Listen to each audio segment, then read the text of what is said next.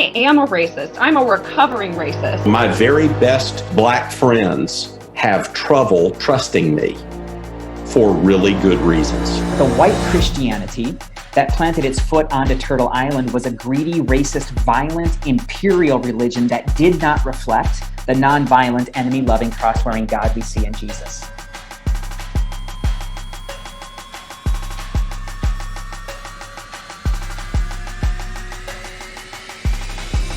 For at least 350 years of our 400 years of being in America, the official role of law enforcement was to keep Negroes in place.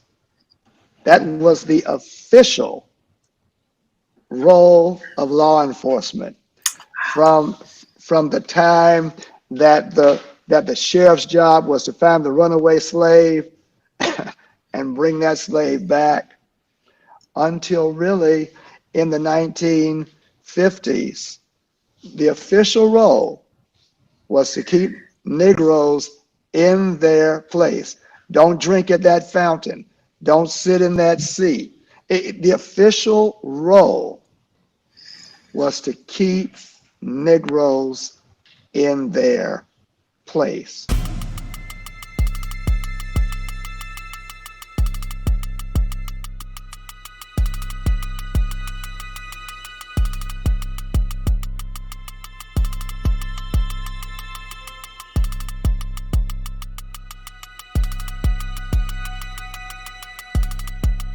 And so it's only been for the past 60 years, roughly, that has had to change. But you don't have 350 years of something and expect it to automatically change across the nation in just that short a period of time. The same could be said about science in some regard, in terms of how the history of science and people of color, in terms of testing.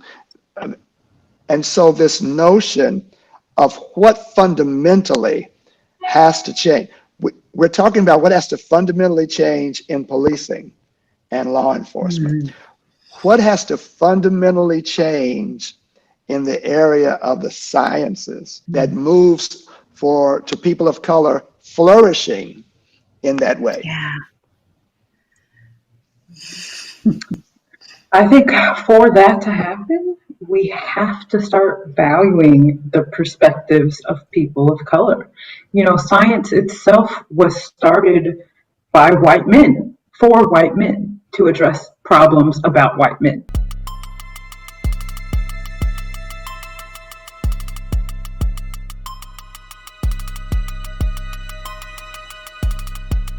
And so now we're moving into this realm where we understand that science was meant to serve societies.